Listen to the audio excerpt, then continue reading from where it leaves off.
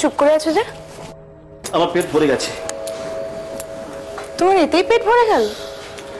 তুমি এত যত্ন করলে পেট ভরবে না? শোনো, এরকম যত্ন তো তোমার বউ তোমাকে করে। তার বেলা বউ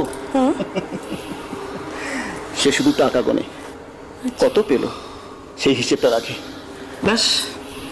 শোনো, তুমি তোমার বউকে সব টাকাটা দিও আর আমাকে বাদ বাকিটা। মনে থাকবে তো? তুমি যা বলবে করবো। শুধু শুধু কি? শুধু শুধু তুমি আমাকে ছেড়ে দিও না। আমি আমি তোমার জন্য সব সব করতে পারি। একদম তেল দিতে হবে না, শুধু যখন তোমাকে ডাকবো তুমি আমার কাছে চলে আসবে, তাহলেই হবে।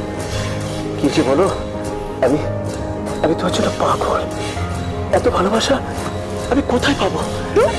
ঢং। এই শোনো, আমি ভাত বাড়ছি, খেতে এসো, ঠিক আছে?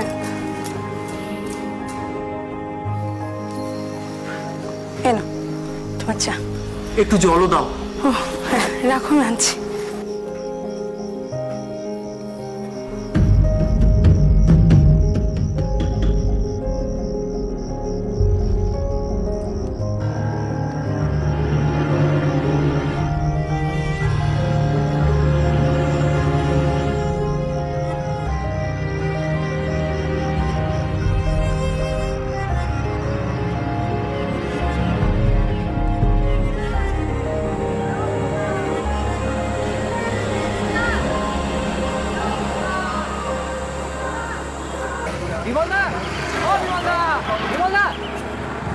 আরে তোমার না চাপতে মনে দাঁড়ানোর কথা, বললাম না দুজনে একসঙ্গে যাবো কাল।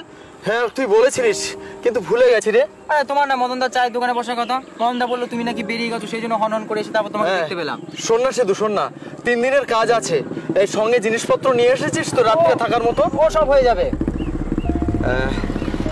বিমলদা, তোমাকে তো উদাস কেমন লাগছে বলো তো? কতগুলো জিনিস মেলাবার চেষ্টা করছি রে ভাই।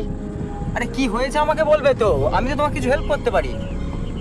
শোন না, আমরা তো 3 দিন বাড়িতে থাকবো না, তো আমার বাড়ির উপর একটু খেয়াল রাখতে পারে এমন কেউ আছে?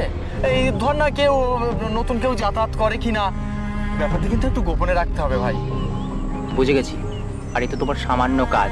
শোনো, তোমার বাড়ির পাশে এক মালকে বসিয়ে দেবো, পুরো একেবারে সিসিটিভি ক্যামেরা সব রেকর্ড করে রাখবে। ও কাউকে কিছু বলবে না তো? খেয়ে পেয়েছো নাকি? ও সব রিপোর্ট আমার কাছে এসেই দেবে। ও এক পুড়িয়ে গাঁজা দিয়ে দেবো, সব হয়ে যাবে। তুমি চলো তো এখন, চলো চলো চলো।